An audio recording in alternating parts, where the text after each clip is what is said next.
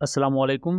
Welcome to conflict cord रात। दोस्तों, Indian army currently Rajasthan के एरिया में अपनी एक पोटेंशियल कोल्ड वॉर डॉक्ट्राइन के मुताबिक पाकिस्तान की इन्वेजन के कॉन्टेक्स्ट में एक्सरसाइजेस ऑनगोइंग रखे हुए हैं। इन्हीं एक्सरसाइजेस में इंडियन आर्मी का एक अननोन मेन बैटल टैंक वो श्री गंगानगर के एरिया में जो इंदिरा गांधी केनाल है उसमें गिर गया, डूब गया टैंक। और ये ऑफिशियली टाइम्स ऑफ इंडिया का आप ये खबर देख भी सकते हैं। इस हादसे में इंडियन आर्मी के एक ऑफिसर अपनी जान से गए, मल्टीपल जख्मी हुए और टैंक को भी क्रिटिकल डैमेजेस हुए हैं बिकॉज वो एक प्रॉपर कैनाल थी जिसको इसने क्रॉस करना था। और क्रॉस करते वक्त कुछ ऐसा हुआ कि ये मेन बैटल टैंक अपना तवाजुन बरकरार नहीं रख सका और उसी इम्बैलेंस की वजह से ये टैंक इसके ट्रेल्स भी रप्चर हुए एज वेल एज जो इंटरनल क्रू था वो भी इसमें ट्रैप हो गया। लेकिन यहाँ समझने की ये कोशिश करेंगे कि इंडिया इस तरह की इन्वेजन को लेकर एक्सरसाइजेस कर क्यों रही है। इससे पहले इंडिया ने कोस्टल असॉल्ट या मैं यूं कहूं कि साहिली एरियाज पर अटैक करने के कॉन्टेक्स्ट में नेवी प्लस आर्मी ने इंटीग्रेटेड एक्सरसाइजेस कंडक्ट की थी, जिन्हें हमने लॉजिक के साथ एक्सप्लेन किया था कि क्यों ये एक्सरसाइजेस बहुत ही ज्यादा पुराने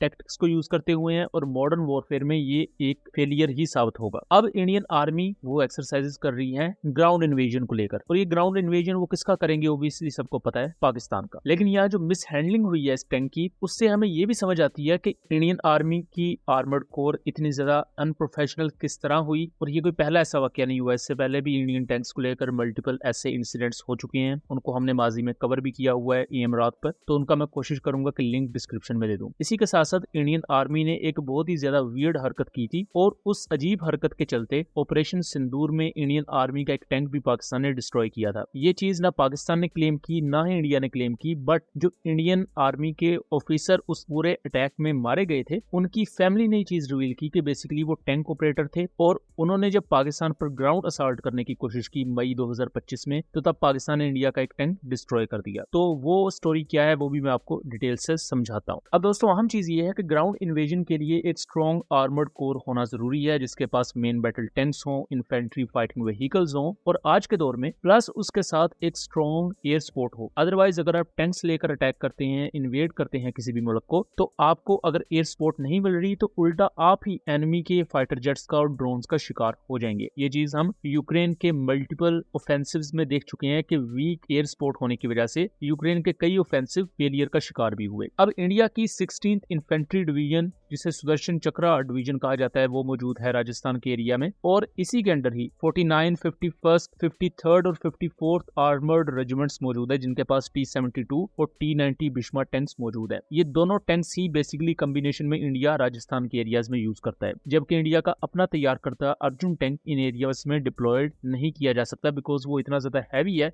कि इस डेजर्टेड एरिया में वो रेत के अंदर ही धंस जाता है। बहरहाल इंडिया का जो ऑफेंसिव थ्रस्ट है वो इन्हीं 4 आर्मर्ड रेजिमेंट की ही बेस पर होगा पाकिस्तान के खिलाफ, और उसके मुकाबले में पाकिस्तान भी अपनी टैक्टिक्स को डिप्लॉयड करे रखता है। पाकिस्तान का जो मेन वेपन है इस थ्रस्ट के खिलाफ वो पाकिस्तान की anti tank guided missiles plus drones और एयर सपोर्ट है। उसके अलावा जोधपुर, बिकनार, कोटा, जैसलमेर के एरिया में भी मुख्तलिफ रैपिड डिप्लॉयमेंट फोर्सेस मौजूद हैं जिनमें 24th रैपिड डिवीजन आती है, देन 18th रैपिड डिवीजन आती है जो कोटा में मौजूद है। अब इंडियन आर्मी का टैंक जिसके साथ ये हादसा हुआ वो मोस्ट प्रोबेबली T-90 ही होगा, क्योंकि इंडिया का जो बेहतरीन टैंक है वो T-90 ही है और इंडिया हर सूरत कोशिश यही करेगा कि फर्स्ट ऑफेंसिव पंच में T-90s को ही मोबिलाइज किया जाए। और इसके साथ भी जो एक्सीडेंट हुआ है ये मोस्ट प्रोबेबली पुअर विजिबिलिटी की वजह से हो सकता है, या दूसरा ये भी हो सकता है कि जब ये कैनाल के अंदर गया या जैसे ही पानी के अंदर गया तो इसमें इंजन फेलियर आया जिसकी वजह से ये वहीं ट्रैप हुआ, अल्टीमेटली कैनाल में आगे इरेगुलर मूव होने की वजह से इसको डैमेजेस हुए, एक क्रू भी अपनी जान से गया। बट इस पूरी चीज पर आप देखेंगे कि इंडियन साइड पर मुकम्मल खामोशी है, ना तो इंडियन मीडिया इस पर बात करेगा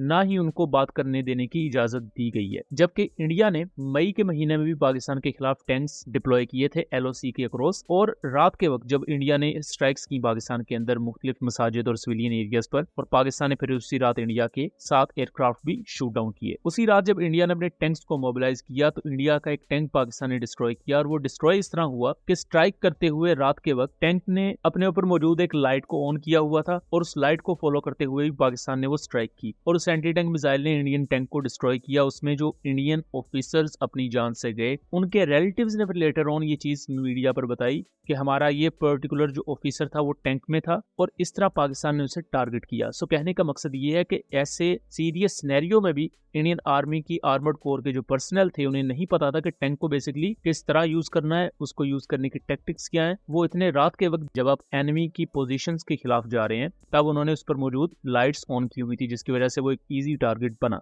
क्या हुआ था, मतलब वहां पर जो घटना घटी थी वो हुआ क्या था? ज्यादा तो हमें जानकारी नहीं है, जितनी जानकारी हम कर पाए वो ये था कि जब परसों रात को हमारी भारतीय सेना ने अटैक किया तो दो तरफ से अटैक किया था। एक हवाई अटैक जी। और दूसरा उनका ध्यान भ्रमित करने के लिए, या हम कह सकते हैं अपनी एक दूसरा जमीनी रास्ते के दो अटैक किए थे, जिसमें जैसे ही उनके ऊपर हवाई अटैक हुआ ये काफी अंदर तक चले गए थे। और ऐसी जानकारी मिली है कि सेना की जैसे इनके पास मैसेज आया वापसी, तो ये वापसी के समय जब टैंक चला रहे थे ये उस टाइम टैंक पे थे, तो टैंक के बैक साइड में बताते हैं हमारे फौजी भाई बता रहे थे कि लाइट होती है, उस लाइट को ध्यान करते हुए तब उन्होंने अटैक किया पाकिस्तानियों ने, और जिसमें वो 5 सैनिक थे उस टाइम, 4 जख्मी और हुए, लेकिन वो अभी हॉस्पिटल में उपचाराधीन है वो। और हमारे दिनेश कुमार शर्मा जी ज्यादा जख्मी हुए। सो दोस्तों, ये था एक एनालिसिस। उम्मीद करता हूँ चीजें क्लियर रही होंगी। वीडियो पसंद आई हो तो इसे ज्यादा से ज्यादा शेयर कीजिएगा ताकि इस तरह की मजीद इन्फॉर्मेटिव वीडियोस हम आपके लिए लेकर आ सकें। मिलेंगे अगली वीडियो में, तब तक के लिए अल्लाह हाफिज।